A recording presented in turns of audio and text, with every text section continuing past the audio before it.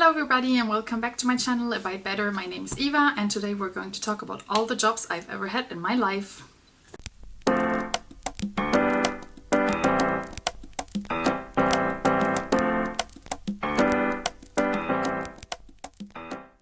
Yeah, thanks so much for tuning in again. This idea was inspired by the YouTuber Digital Nomad Girl. I'll link her video down below because she made the same video. I'm not sure if she was also inspired by someone else or if it was her original idea, but my video is inspired by hers because I follow her for a long time already. And yeah, she makes great content about freelancing and working online, being a digital nomad and stuff like that. So go follow her as well if you're interested in this kind of topics. I found it to be a really interesting video because sometimes you only see people, they already have their jobs, you're like, oh wow, their path was so straight towards this job, etc.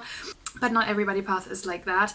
Sometimes people make lots of different changes throughout their career, I myself included, so I'd like to show you that some people just do multiple jobs before finding the real job, and I'm not even sure if this job I'm doing right now is like my final job I always do for the rest of my life. Probably not, because I really like change, I really like to learn, and that's why I think I made lots of different jobs, and also because I was kind of not finding the thing I really wanted.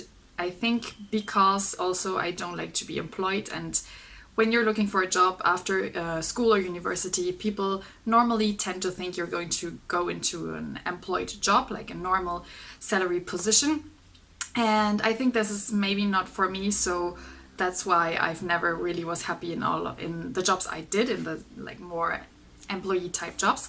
But I'm going to go into this right now, so let's begin. First job I've ever done is babysitting, so this is kind of a normal one. I think many people have done that. I've actually only done it once, so one single time for one child. It's maybe because babysitting has never been like my dream job. I like kids, but I'm not sure like other people's kids, sometimes it can be complicated. You're not really sure how to deal with them. What can you tell them? What can you allow them or not allow them? What's permitted? So I'm always a bit like self-conscious when I'm with other people's kids, because I don't want to tell them you can't eat chocolate, and in reality they can, or anything like that. So I'm kind of a bit like self-conscious when I'm with other people's kids. So that was not my dream job. I only did it once. It was okay, but I never did it again. The second paid job I had was a private tutor. So after school I taught a small child that had like parents from a different country, and I helped her learn German. She already spoke German, but she made some grammatical mistakes and stuff like that, so she needed some extra help with that. I did that for about like 3 or 4 months, I think. But I really realized that teaching is not my thing. I was super nervous every time to prepare the courses. I was not sure if the girl was really learning anything, and also her mom was often sitting next to me, so I felt supervised and really like uncomfortable. It was not my favorite job of all. So after 3 or 4 months I quit, and I thought, I'm sorry, I feel like I cannot really teach German because it's my mother tongue, so it's kind of hard to explain it to someone whose mother tongue is not German. Like, I don't really know all the grammatical stuff around German, so yeah, it was kind of hard, and teaching is not really my favorite type of job. The next job I had was like one of the favorites I've ever had. It was waitress. I really like waiting tables. I don't know, that sounds maybe a bit stupid because it's a really basic job, but the contact with customers and everything, I really enjoyed it.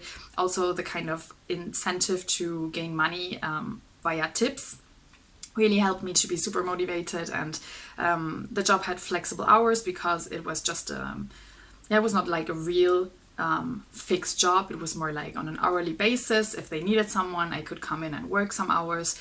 And because I did it between my A-levels and my university, I kind of had a whole year where I was just doing waitress. And I think I worked kind of 3, 4, 5 times a week, so it was kind of like a full-time job, but on an hourly basis, and I really, really enjoyed it. And I actually did two times waitress, or like even 3 times, in 2 different restaurants and a catering service, because I've always knew since I was 13 that I wanted to open my own restaurant one day. And so I really, really enjoyed this job and would still love to open a restaurant one day, so fingers crossed. Actually, side note, yesterday I did a BuzzFeed quiz about what should you do with your life, etc. It was kind of funny, and it was so right. It's like it spit out restaurant owner. I'm like, oh my god, this BuzzFeed quiz knows me better than any official job test I've ever done. So I'll put the result here so you can see by yourself. The fourth job I did was a seller, like kind of a salesperson in a bakery shop, in a supermarket. I only did it for like 3 times because I did not really like it. Like the bakery shop was kind of dirty and I even saw a mouse, so I was like, okay, I'm not sure if I want to work here, but I still did it for 3 times. I've also kind of been, this is half a job I've also kind of been a barista because I worked like 2 or 3 times in a coffee shop and I did coffee, etc. I also did coffee at the bar in my previous waitress jobs, so this is kind of a merged one. I'm not sure if it counts, but I'd still include it.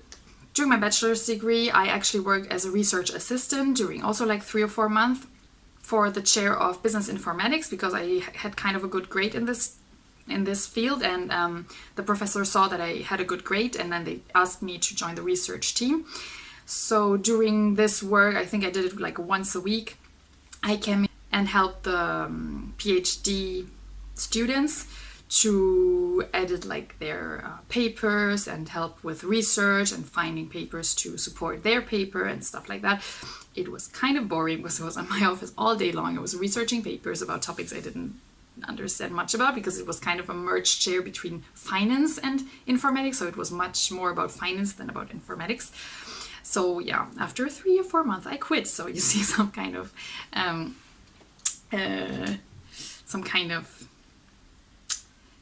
silver lining here. No, do you say that? I don't know. You see some kind of pattern here. I often quit when I don't like my jobs, but I'm encouraged everybody to do so if you can. I know that not everybody has the privilege to do so. I'm really very lucky that I could do that. But if you really hate your job, you should not waste your life with a job you hate, I think. Yeah, the next job I did was also kind of student assistant in an HR consultancy, and it was kind of a boring job as well.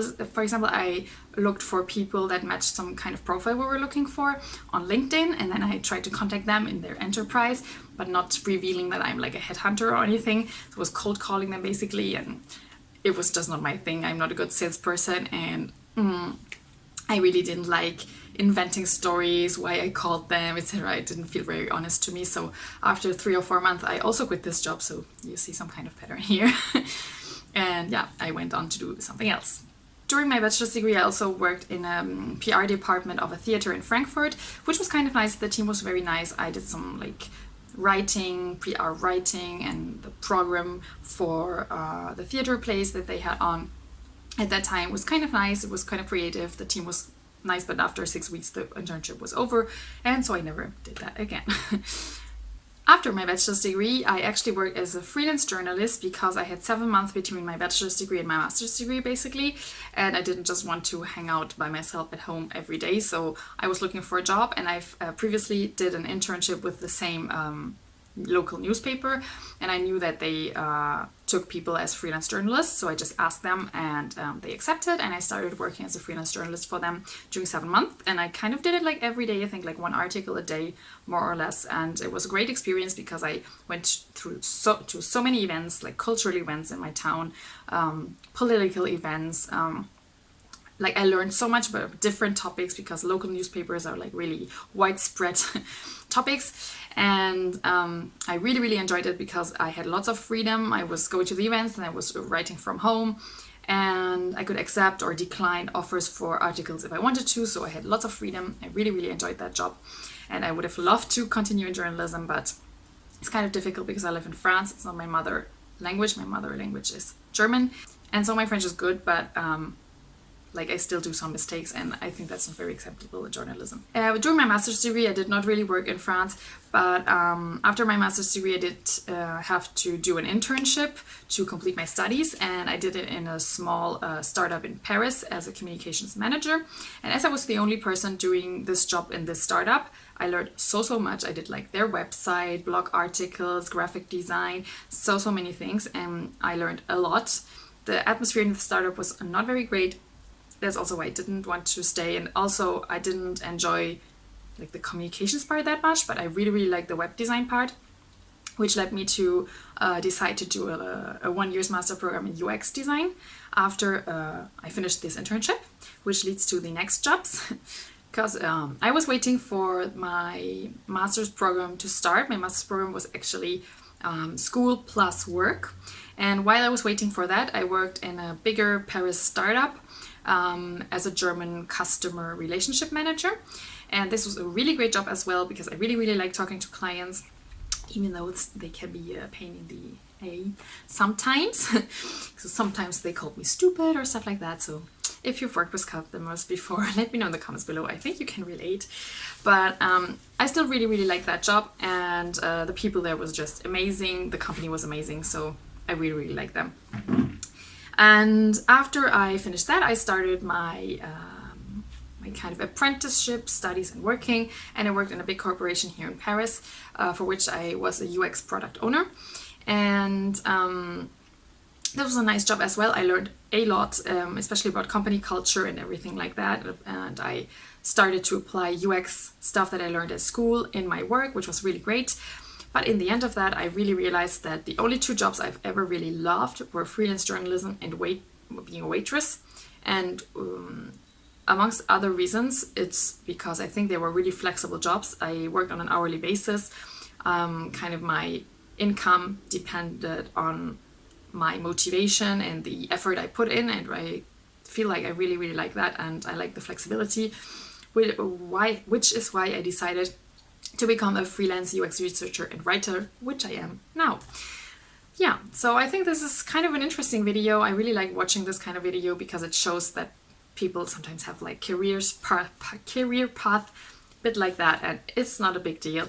You will still find something you like, and even if you will change afterwards, it's no big deal. If you can do it, great.